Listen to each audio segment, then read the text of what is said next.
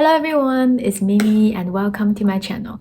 Today we're going to talk about the Chinese Sweeney Todd, the Xi Dan steam bun incident.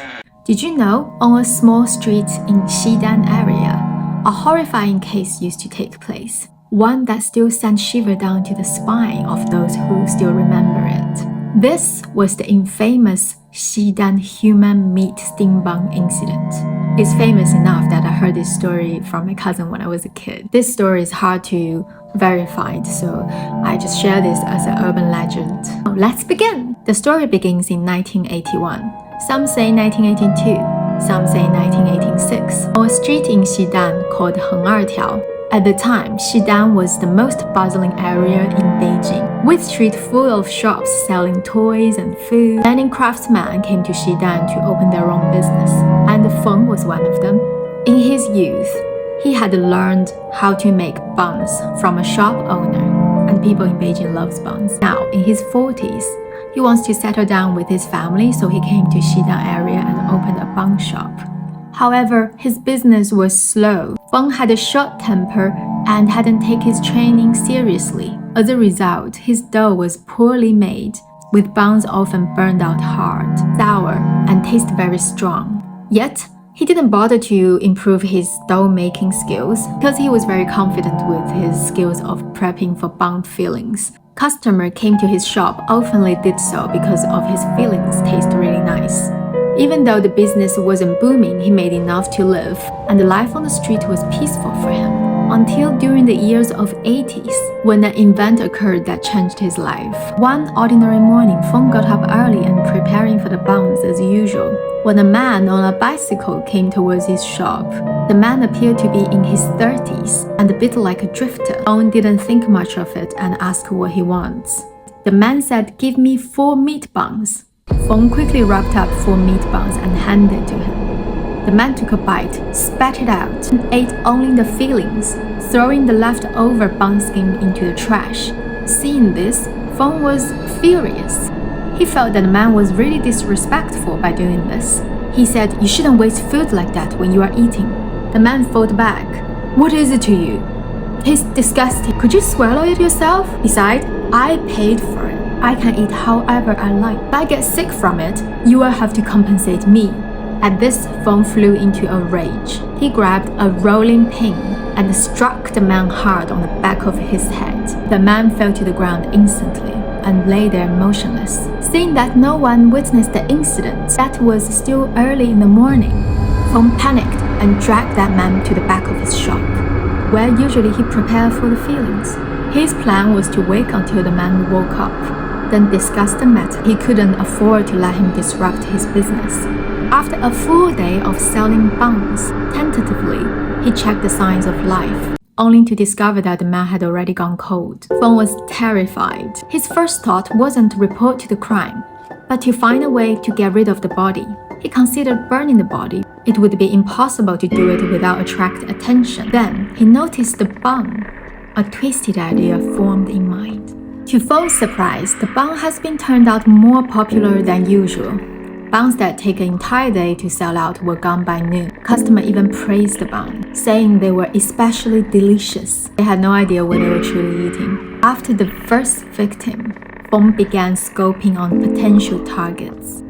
By now, Feng had lost all his humanity. He no longer cared if his buns were more popular because of the extra seasoning or the special pork. He was just driven by greed. One day, Feng was selling his special meat bun as usual. A special customer, Tian Shouben, a doctor at a nearby hospital, had heard about people rave about these special buns and decided to try them for himself. But after taking a bite of the meat bun, he detected a disturbing familiar taste. Tian, who often performed autopsies at hospital, was shocked to recognize a flavor that was similar to decomposed human flesh. Terrified, he spat out the meat and closely examined the bun, noticing a yellowish layer of oil on the top of the meat, something that the pork fat would never produce. This thought made him terrified. He suddenly realized that the color resembled human fat. His thought made him tremble. Tian flagged this to the local police station and explained his suspicions. emphasizing that the meat in the bun seemed to be human. The officer immediately filed a report. Another officer recalled 3 recent missing persons cases, the earliest of which coincided with the case in business at Feng's bun shop. This chilling realization led the police to suspect that the missing person might have been turned into bun filling. However, they need hard evidence to confirm their suspicions, so they sent the meat bun to a lab. The lab tested the meat using DNA analysis, comparing genetic materials found in the bun filling to that of human cells. The results showed composition of the meat was 80% similar to that of a human body. With this evidence in hand, the police immediately prepared to arrest Feng. However, officers keep watching on the shop, noticed that it had suddenly closed, fearing that Feng had fled.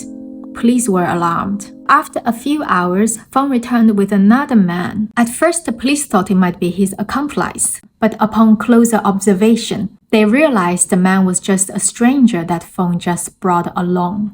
It dawned on them that this man was likely to be the next victim, so they quickly moved in to arrest him. During the interrogation, Feng has confessed to all his crime without hesitation. After Feng's arrest, news that had been selling human meat spread quickly. All the residents who had eaten his shop were horrified. Some vomited on the spot. Many swore that they would never eat buns again. This case caused a nationwide sensation due to its horrifying nature, and many bun shops forced to close down temporarily. The case files were sealed. Feng was eventually sentenced to death for his horrifying crimes. Even today, Xi Dan steam bun continues to haunt people. There was no official documents about this incident. However, some people used to live in that area, so I looked into the local old Beijing people's social media community. There are some interesting comments. The location of the incident was on the west side of the road, north of the present-day Guangzhou mansion in Xi Dan. Back then, it was a dead-end alley. After the incident, the power company installed a few streetlights in the alley. It seems the perpetrator's surname wasn't Feng. The day the police raided his house, it was supposedly a Sunday, and many children in the alley ran over to watch. From a small windowless room he had built himself, the police carried out a laundry basin filled with chunks of meat that had been tightened in boiling water. Later, in the court's notice, it was revealed that the victim's surname was Xia, a 17-year-old boy from Jiangxi who went door to door fluffing cotton. The police wrapped the meat chunks in bed sheets and took them away. Remains were dug up from the flower bed in the middle. At the time, the entire alley smelled of disinfectant. When the police were investigating, people went to watch the commotion and saw the police carrying out a large basin filled with meat. It was the kind of basin that many households in Beijing used for laundry or bathing at the time.